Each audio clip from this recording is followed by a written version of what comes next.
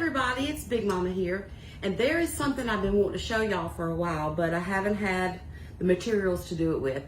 We're gonna float eggs today to see if they're good or bad. Now you can do this with any kind of eggs, store-bought eggs. Maybe you found a dozen in the back of the refrigerator, not sure if they're good or not to use. You can use this method to see if they are still good to cook with and good to eat. Now, I raise chickens, so I collect my eggs every day, so I never have bad eggs. But I happened to find an abandoned nest this morning when I was outside piddling around. A hen had laid a few eggs in the corner of the greenhouse, so I think some of these are not going to be good, and I think they're going to float.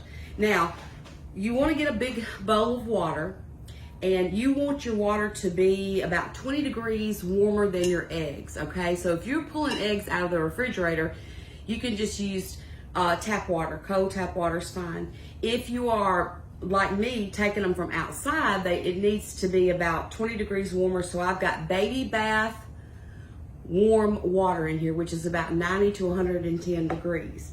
Which is the same temperature you actually wash eggs in, but we'll do that on another video.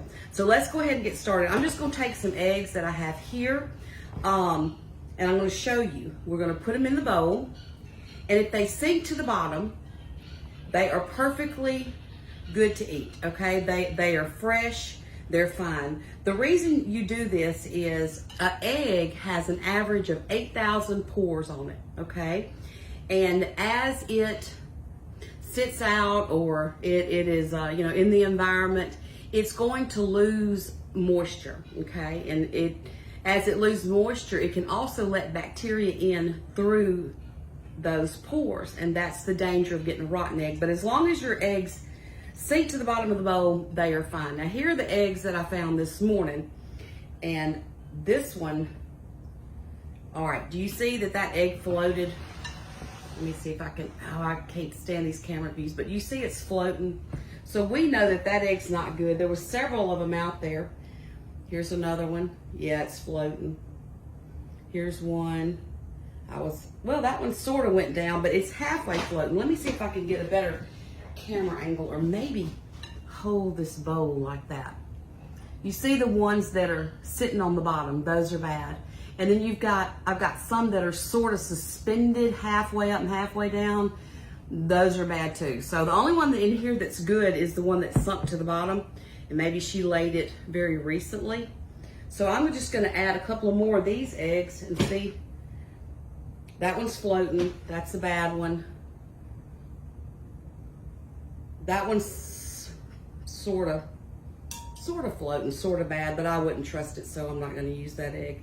But this is a good way to know if your eggs are good or bad, from chickens in your yard, from eggs in the back of your refrigerator that maybe you forgot about.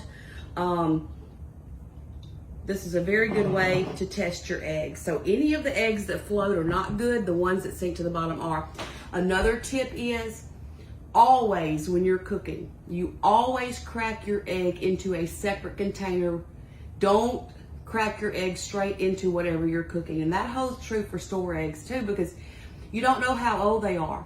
And with 8,000 pores on an egg, bacteria could have gotten into that egg, and it could be a bad egg, and it's gonna ruin whatever it is you're cooking. So always make a habit of cracking your egg into something else before you put it into your dish.